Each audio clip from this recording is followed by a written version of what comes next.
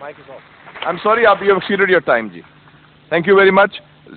The last speaker for this discussion on national integration, Sayyid Adnan Kakakhel Sahib, seat number 93, Jamiatul Ulum Islamiyya, Banori Town, Karachi se ताल्लुक है इनका. Jamia उलूमुल Islamia Binori town Karachi. मेरे साथियों ने कल भी इस मौजू के ऊपर बहुत अच्छी बातें की. आज कोशिश करूंगा उन्हीं बातों की रोशनी में इसको बिल्कुल मुख्तसर अंदाज में पेश करूं. इसमें दो राय नहीं है कि हमारा सबसे बड़ा बहरान नज़रियाती यकजहती, फ़िक्री वहदत और इत्तेहाद व इत्तेफाक से महरूमी है. मगर सोचने की बात यह है कि ये महरूमी 58 साल गुजरने के बावजूद अभी तक क्यों है. उसकी वजह यह है कि वो जो बुनियादी प्लेटफॉर्म दिया गया था कि पाकिस्तान का मतलब क्या, ला इलाहा इल्लल्लाह, उस पर कन्फ्यूजन्स पैदा कर दी गई. एक सोचे समझे मंसूबे के तहत अभी तक पूछा जा रहा है कि पाकिस्तान क्यों बनाया गया था, कायद का विजन क्या था. क्या ये चीज़ें बहुत क्लियर नहीं हैं? और क्या इस सवाल का जवाब मैं या आप दे सकते हैं या वो नस्ल दे सकती है जिसने तख्लीक पाकिस्तान के खाके में अपने खून से रंग भरा था. ये उनकी रूहों के साथ मजाक है, ये उनकी रूहों के साथ मजाक है, ये उनकी कुर्बानियों का मजाक है कि जी आप तो कट मरे, हमें समझ ही ना आया कि आपका मसला क्या था.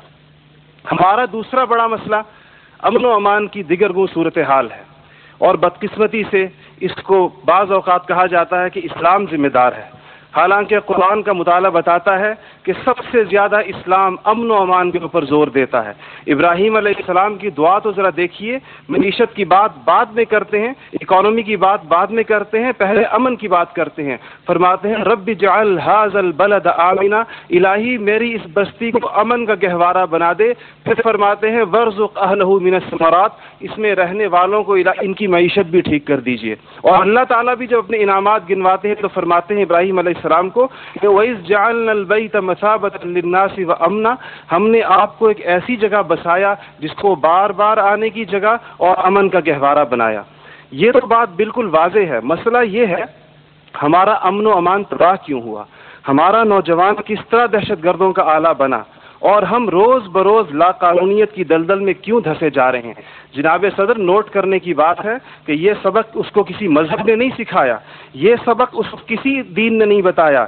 ये तबकाती तफरीक, इस्तेहसाली निज़ाम, टैलेंट की बेकदरी, तालीमी ढांचे का खोखलापन, बेइंतहा करप्शन और इख्तियारात की नाजायज़ इस्तेमाल, वो खौफनाक मसाइल हैं जो नौजवान को इस तरफ लेकर गए हैं. आप ये मसाइल हल कर दीजिए, आप ये मसाइल हल कर दीजिए, फिर देखिए ये नौजवान दहशतगर्द है या अमन पसंद है. हमारा तीसरा सबसे बड़ा मसला जो इस वक्त बहुत अहमियत का हामिल है, जमहूरी रिवायात का फुकदान है. हम अभी तक हकीकी जमहूरी कल्चर और अवामी मैंडेट के एहतराम के माहौल को पैदा करने में नाकाम रहे हैं. टूटती बनती असम्बलियों, इंतखाबी धांधलियों और जनाब सदर अहम कौमी मसाइल में पार्लियामेंट को बाईपास करने की रिवायात ने अवाम का एतमाद मौजूदा पॉलिटिकल सिस्टम से उठा दिया है. इसके लिए हमें अपने उस पड़ोसी मुल्क से सबक सीखना चाहिए जहां से मुशाहिद साहब तशरीफ़ लाए हैं और आप अनकरीब जाने वाले हैं. उनकी और हमारी तारीख़ आज़ादी एक ही है. उनको और हमको हमें और उनको एक जितना वक्त मिला है, मगर उन्होंने अपने यहाँ जमहूरी अक़दार को इतना मजबूत कर दिया है कि हुकूमत कितनी नाकाम साबित क्यों ना हो जाए, कोई भी उस्ताद टूट पड़े, ये नहीं हो सकता कि फ़ौज बैरकों से निकले इक़्तिदार में आकर बैठ जाए. इसी तरह जनाब सदर, मैं ये समझता हूँ कि आज इस हॉल में लगी हुई कायद की तस्वीर आपसे पूछ रही है, आगे आप खड़े हुए हैं कि जनरल तुम तो सरहदों के रखवाले हो, तुमको ईवान इक़्तिदार की राह किसने दिखाई है. और जनाब आला, हमारा तीसरा सबसे बड़ा मसला एलीट क्लास इकोनॉमी है. आपके आदादो शुमार के जादूगर कह रहे हैं कि मईशत तरक्की कर रही है, ज़र मुबादला के ज़खायर बढ़ रहे हैं, कर्जे कम हो गए हैं, कशकोल टूट गई है. आप बार बार कहते हैं पहले हम मांगने जाते थे, अब हम देने जाते हैं. और अवाम हैरान है कि खुदाया क्या माजरा है. मईशत तरक्की कर रही है, गरीब का चूल्हा बुझ रहा है, ज़र मुबादला के ज़खायर बढ़ रहे हैं, पेट्रोल की कीमतें आसमान से बातें कर रही हैं, रुपए की कीमत روپے کی قیمت ڈی ویلیو ہوتے ہوتے کہاں آ کھڑی ہوئی ہے. اور اس کے بعد ایک اور بات جناب صدر، آپ نے کہا کہ بسنت منانے سے کچھ نہیں ہوتا. اسلام تفریح سے ہرگز منع نہیں کرتا، بلکہ صحت مند تفریح کی حوصلہ افزائی کرتا ہے، مگر خدارا محروموں لاچاروں کی آرزوؤں کے مزار پر دھما چوکڑی نہ مچائی جائے. دیکھیں اسلام یہ کہتا ہے اگر ایک گھر کے اندر ایک عجیب تاثر ہے، ٹھیک ہے لوگ انفرادی طور پہ پتنگ اڑائیں، کوئی اس کو حرام نہیں کہتا، مگر جب ایک غریب دیکھتا ہے کہ میرے پیٹ میں روٹی نہیں، میرا صدر پتنگ بازی کر رہا ہے، تو وہ یوں سمجھتا ہے کہ ہمارے درمیان کوئی گیپ ہے. آپ بالکل وہ سمجھتا ہے. غریب کہتا ہے کہ میں غریب دیکھتا ہے، غریب آپ کو اس کے احساسات کا بالکل اس طرح لگتا ہے ایک گھر کے اندر میت پڑی ہو اور آپ دوسرے گھر کے اندر ڈرم بجائیں کہ میں تو آزاد ہوں، غم تو تمہارا ہے میرا نہیں ہے. تو اس کو کوئی بھی اس کی اجازت نہیں دے گا، کوئی بھی مذہب کہے گا کہ نہیں، اس کا احساس کیجئے، اس کے اشک شوئی کریں، اس کو سینے سے لگائیے. اس کے علاوہ جناب صدر ایک بہت اہم بات جو ہم محسوس کرتے ہیں کہ بعض مسائل آپ کے لہجے کی کرختی کی وجہ سے خراب ہوتے ہیں.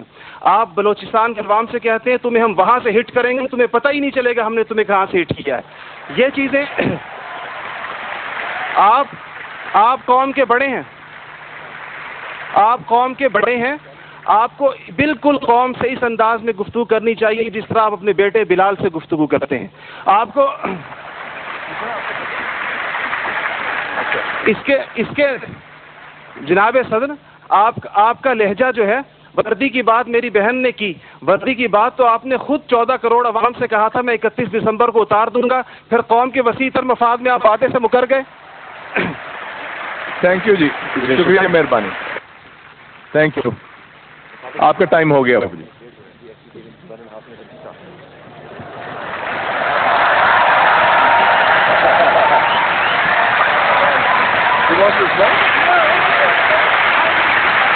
کون کرے